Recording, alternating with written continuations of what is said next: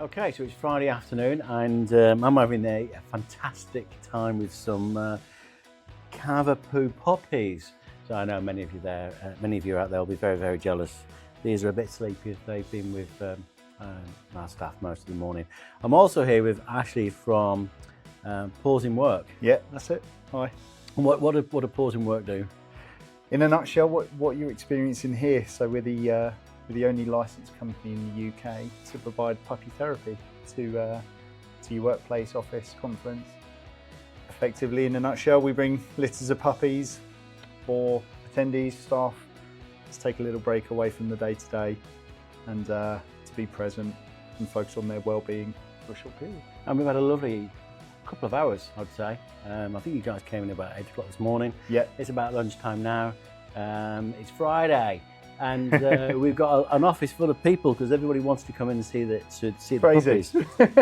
Even me. I mean, I'm in my golfing attire. I'm playing golf later on this afternoon, but I've come in to see these puppies. Everyone has really, really enjoyed it.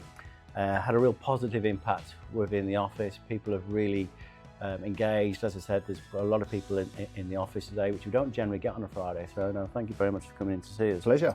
But I mean, from our perspective, obviously, Conference Care, we're an events agency. We organise and touch, more than 3,000 events a year.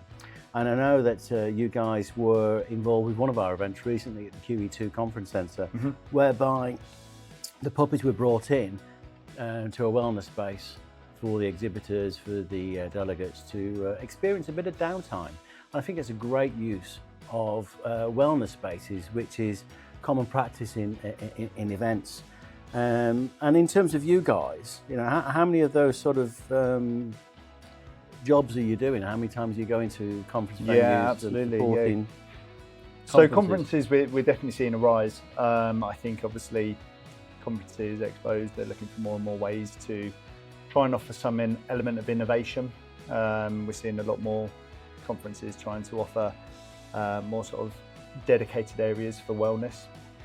In today's sort of working patterns, there's more and more talk around ADHD and being able to make sure that every event remains inclusive, diverse, to be able to cater for everyone. And this provides a really good opportunity for people to remain present. It offers some element of, like I say, innovation for companies that are trying to offer something a little bit different for their clients, for example, get people to come and obviously talk and get their brand out there as well. So we tend to do close to 300 events over the course of the year. Obviously that ranges between in-house corporate events and also expos and conferences. And yeah, we've been running for about 7 years now. We work with all sorts of different puppies. We don't get a huge amount of time with the pups. Obviously we pick them up in the morning, they go back home in the afternoon. And after about a week, they're off to their new homes, ready for the next litter to be socialised. Excellent.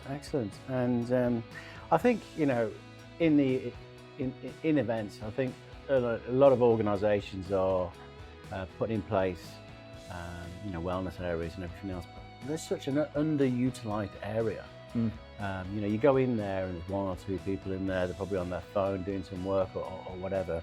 I think this is an absolutely fantastic initiative to get engagement from all stakeholders, all people that go to the events, give them a bit of proper downtime. I mean, watching everybody in the office today, it's been interesting. They've all enjoyed it, and I know from the event that we did at the QE2, we've got some fantastic, feedback from the clients. So I think it's an absolutely fantastic initiative.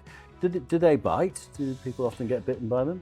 Bite, I would say no. Nibble, taste. Puppies at this age, so 8 weeks, they learn the world through their mouths.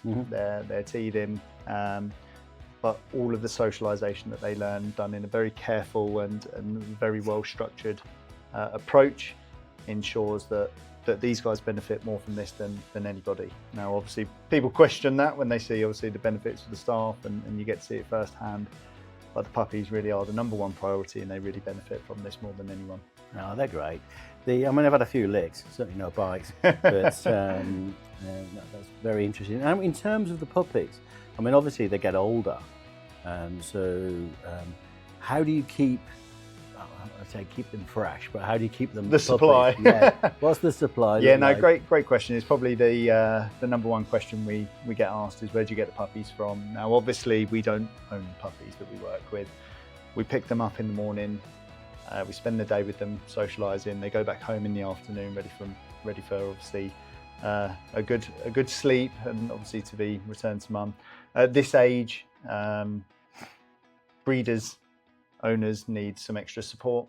Looking after a full litter of puppies at 8 weeks old is tough for anyone. Also, mum obviously deserves a little bit of rest at that point as well. Mm-hmm. So it gives us a chance to really focus on mum's well-being, the breeder's well-being, and also the puppy's well-being as part of that.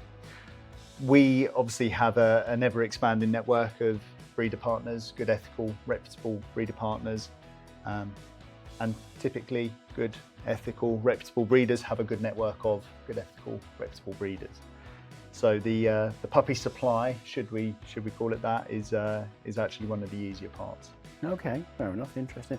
And in terms of going to an event with, I don't know how many puppies we've got here, there's about 6 or 7. Yeah. What sort of group and how many people would they sort of socialise with, interact with? Yeah. What is the sweet spot for this sort of group?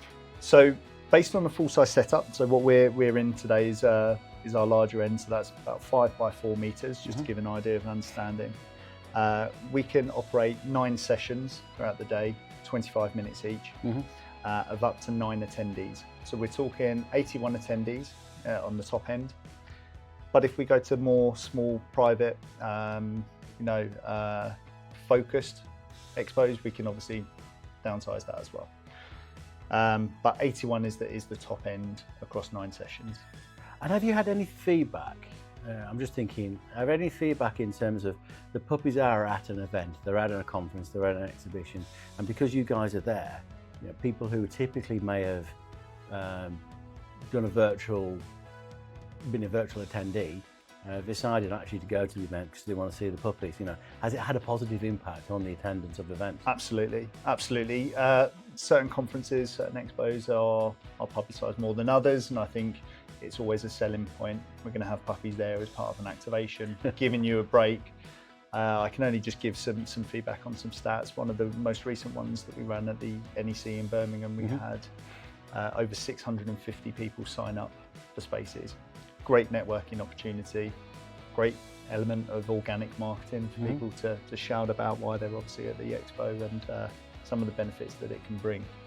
So it definitely has the desired effect of getting people in the door ultimately. I'm just thinking out loud, part of the registration process, you could be booking the interactive sessions with the puppies. And I'm sure there are many people that would love to come to the event. Content is very important, but if you can also get a bit of pleasure and enjoyment and relaxation from these little fluff balls, then why not? Absolutely. Definitely works. And I think it does what it says on the tin. Having a little bit of cuddle time. Who doesn't need a bit of downtime away from the day-to-day to get a cuddle in, right? Absolutely. Well, it's been an absolute pleasure. Thank you very much for coming to see us today. Thanks very much. Thank you. See you soon. Thank you.